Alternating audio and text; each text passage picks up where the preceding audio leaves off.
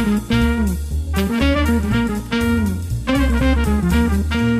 sebentar Lombok, sekarang program Ahmad Songel sudah masuk di segmen kedua, perbincangan Ahmad Songel dengan narasumber yang hadir pada hari ini terkait tema kita netralitas Polri di pemilu 2024. Cukup menarik sekali karena jawaban dari narasumber kita hari ini cukup lugas, tegas, dan cukup menarik. Kita simak. Kita lanjut Pak Kombes. Ya. Ini bagaimana Polda NTB berencana untuk menjaga keamanan dan ketertiban selama proses pemilu 2024 tanpa menunjukkan bias dari politik sendiri. Ya, jadi Polda NTB dan bukan hanya Polda, Kepolisian Republik Indonesia. Ya.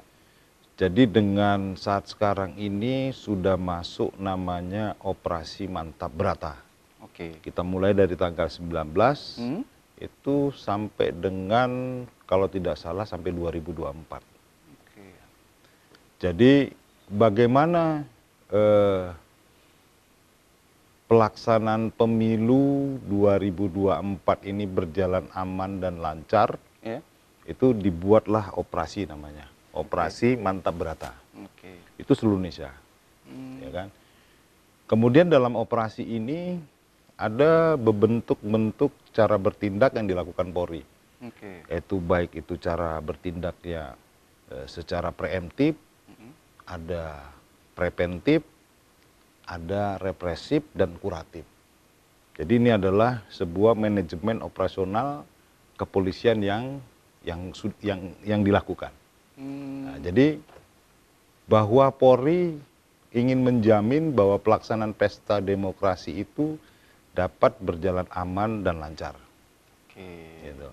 Kalau untuk simulasi, adakah simulasi yang dilakukan oleh Polda Nusa Tenggara Barat apabila nanti di tahun 2024 saat pemilu itu terjadi mungkin chaos dan sebagainya, ada keributan, demo dan sebagainya? Ya, jadi untuk simulasi-simulasi kalau misalkan situasi itu dalam keadaan Kurang kondusif kontingensi, ya, kita juga kemarin sudah melakukan beberapa pelatihan-pelatihan, baik itu sifatnya kontingensi atau mungkin ada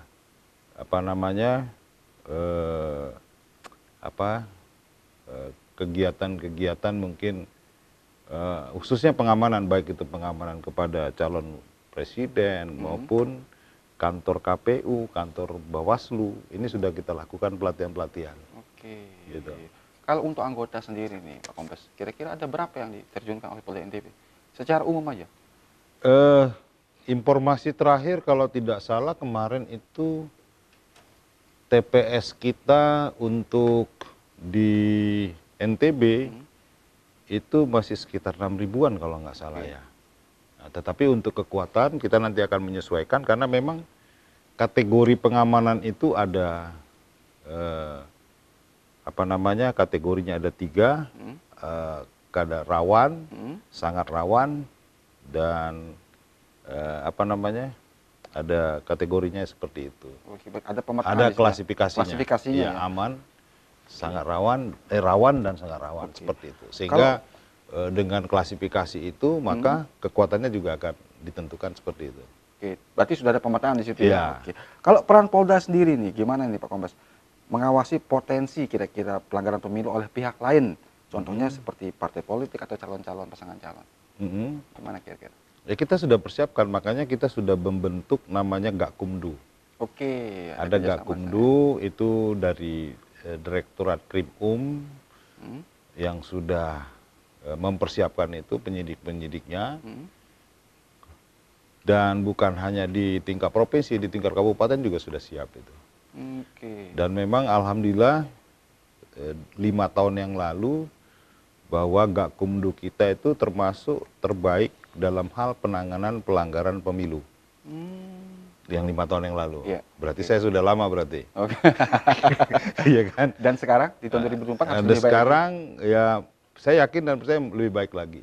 Oke. 5 tahun yang lalu terbaik itu seluruh Indonesia dalam penanganan pelanggaran pemilu. Oke. Gitu. Tapi pasti ada catatan-catatan ya? Iya, ada Oke, catatan. dan di tahun 2024-nya akan diperbaiki lebih baik lagi. Iya, lebih baik. Kalau untuk kerjasama dengan KPU dan Bawaslu untuk netralitas sendiri sudah ada? Sudah, kita kan sudah ada ini, selalu komunikasi MOU, ya. MOU dengan KPU, kemudian dengan Bawaslu.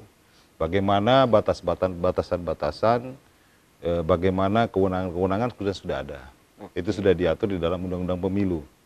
Ya kan, Undang-Undang Nomor 7 tahun 2017 diperbarui dengan Undang-Undang Nomor 1 tahun Perpu Nomor 1 tahun 2022. Oke. Nah, ini yang menarik ini Pak Kombes.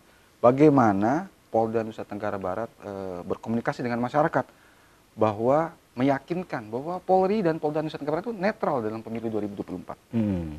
Meyakinkan masyarakat ya. Iya. Berarti masyarakat nggak yakin dengan polisi ya? Karena ini kan pertanyaan-pertanyaan umum, wah ini takutnya nggak netral, takutnya nggak ini. Kira-kira polisi menegaskan seperti apa?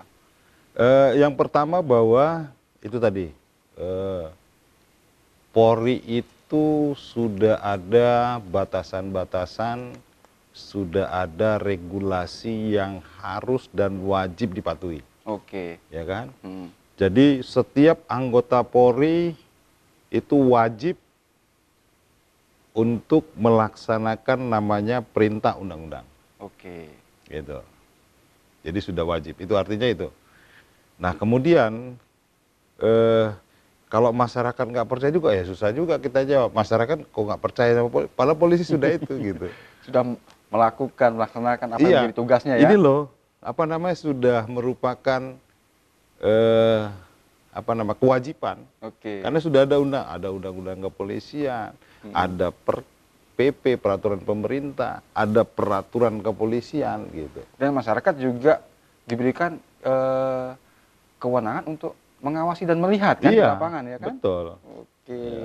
Berarti Polri juga tidak apa istilahnya? Polri juga menghimbau kepada masyarakat untuk sama-sama saling melihat, menjaga ya. Menjaga. Oke. Dan Polri itu juga bekerja kalau nggak dibantu masyarakat ya nggak bisa juga. Oke. Ini mungkin pertanyaan yang cukup menarik ini Pak Kombes sebelum saya menutup di segmen kedua nih. Apa dampak negatif yang mungkin terjadi ya jika Polri tidak menjaga netralitas selama pemilihan? Kira-kira menurut Pak Kombes sendiri? Dampaknya ya. Ya.